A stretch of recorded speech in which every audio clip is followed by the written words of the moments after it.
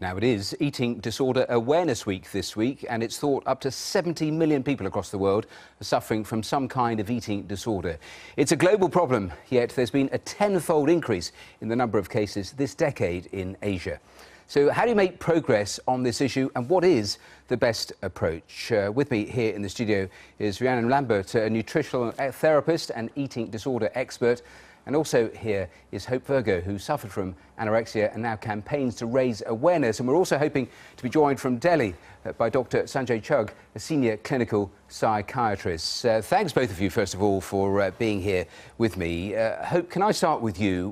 When did you first have an eating disorder? How old were you? So I developed it when I was about 12 years old, but no one actually knew what it was until I was about 16, 17 years old. So I think for me, the anorexia gave me this self-worth, it gave me this sense of value, and it gave me a sort of purpose. Self-worth in what way? So it made me feel better about everything. So it helped me switch off from kind of all other sorts of emotion. I was sexually abused when I was 12, so I had a lot of guilt that came with that. And the anorexia, I guess, helped me feel better about all of that sort of stuff that had happened.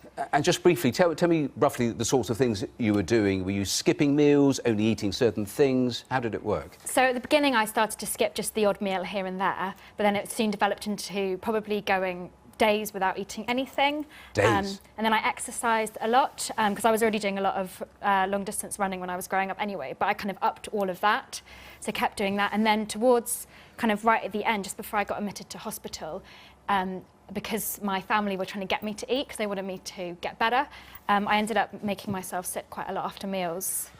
Well, let's bring in Dr. Sanjay Chugh from Delhi. And we were saying in our introduction that the evidence suggests that there's been a tenfold increase in Asia. The numbers are really spiking. Is that what you're seeing also in your clinics? Oh, undoubtedly. You know, I would say that it's not so much an increase in absolute numbers. The awareness has gone up, and so there are more and more people who are realizing that either they have a problem or their caregivers are realizing that they have a problem. And so it is more likely that they're seeking help. Having said that, the numbers have really gone through the roof, I would say, in the last 5 to 7 years. The number of people who are coming to my clinic seeking help for one variety of eating disorder or the other. Do you have any idea as to why that is happening? Undoubtedly. I mean, in a country like India, the exposure to the media is phenomenal now. There's unlimited access to the internet. You get to read a lot of magazines. And everyone is associating being liked, being attractive with being thin, which is very sad. I mean, it could have very easily been the other way around. But this is what has been portrayed over the last several years. And what we see here, where clients who come to me with eating disorders, they are primarily seen in girls, women, in their mid-adolescence, late adolescence, at the latest, I would say early adulthood. And these are people who are at a very impressionable stage in life. There is a lot of peer group influence that they are exposed to. And that's often where it kicks in terms of age. Rhiannon, let me bring you in, because I was surprised. I was reading a recent survey done in the UK which said 79% of parents couldn't actually recognise the psychological symptoms of an eating disorder. And then when I was thinking about it, I realised that actually the only symptoms I would recognise are the physical ones. Exactly. That is really interesting, that people actually don't know what to look for. No, I know, and I think it's a big problem. We need to raise awareness that obviously eating disorders are a psychological illness, so often you can't see the symptoms, but behavioural symptoms may be there. So, like what? Changes in mood, perhaps, or behaviour around a dinner table, or perhaps a lack of sleep, over-exercising, very common characteristics that you will find. Of course, every eating disorder is unique. So the problem there is that not one will be the same. There are different transgressions of each. So a parent or a carer or a friend, they will see a change that may not necessarily be the same as another person with an eating disorder. And Hope, how secretive were you about all of this over time, about what you were eating? Because that is pretty common, isn't it? Yeah, no, it is. So I hid mine for 4 years. And then as soon as my family kind of started to get involved, you then just up your game. So you find new ways to hide food, like even really simple things like putting food in your pockets. You kind of I guess, kind of lose all self-respect in a way when you're so wrapped up in having this anorexic voice in your head that you do anything you can to I'll come back to that voice in a moment. But Rihanna, you were shaking, you're nodding in agreement, but you must see this in terms of that's pretty common, isn't it? It is very, very common, and I think what Hope's pointed out is that it's almost like you have another very overwhelming voice that's speaking to you. So it's not the person themselves, it's often like you have something else there, an inner voice in your head that's telling you to embark upon these behaviours. I see it a lot in my clinic. Let me ask, Hope, because, I mean, you, over the years, had a lot of help, a lot of support, a lot of therapy. So tell me, just describe for our viewers, what is that voice in your head saying when all of these rational arguments are being put in front of you? What is it saying to you? It tells you that everyone's lying. So I would sit there in the mental health trust and be told that I was going to die if I didn't start eating, that my body was all falling apart, and this voice would just be telling me they're lying, they don't understand, they want you to get really fat, no one kind of, why are they taking this amazing thing away from you? And I guess for me, I became so reliant on this voice in my head, and it was like having a best friend, and I knew that it was never going to let me down. So you get so kind of dependable on it that as soon as anyone starts to kind of interfere with it, you just put up your barriers.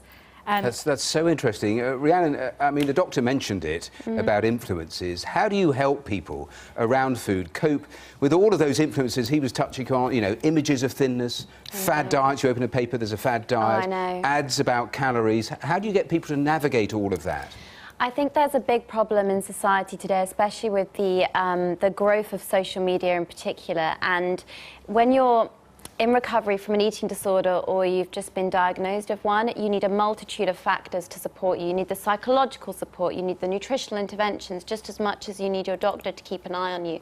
And you need to seek out positive platforms and almost be quite controlled of yourself to not look at things that may be triggered. Things that can trigger maybe an account that's full of food that you're watching every day for those that are on social media on platforms like Instagram. It's a very, very fine line. Let me go back to Delhi and the doctor, because just tell me, I mean, here we've been talking about support, we've been talking about therapies. Is there any sort of unified approach from the authorities broadly in India to actually tackle all of this?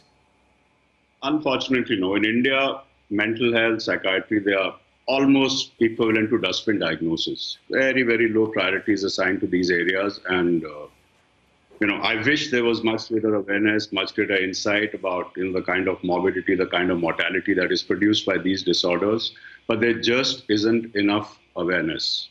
So I would say that there isn't very much that is being done at that level. That's interesting, given how much the numbers are spiking where you are. Just a final thought from you, Hope, because rather like alcoholism, I suspect that this is something that actually you have to deal with the whole of your life, whether you have recovered, whether you're in the depths of it. Just tell me, in terms of the years since actually you've recovered and you speak at schools and you help and you support, have there been moments when you've ended up relapsing? Yeah, so I relapsed 2 years ago, actually. So my grandma passed away. She had dementia, and I found it really difficult to cope with it. And after she passed away, I was left with kind of this guilt that I hadn't been able to do more to help her. And I had this 4-month period where I could feel myself slipping. But the frustrating thing was that I knew what was happening. I knew that the anorexic voice was getting louder in my head. So I did actually refer myself to the Mental Health Trust. Unfortunately, because I wasn't underweight, I wasn't able to get any support. So I kind of had to draw on my network around me, like my family, my friends, and everyone kind of pulled together and helped me get through that relapse.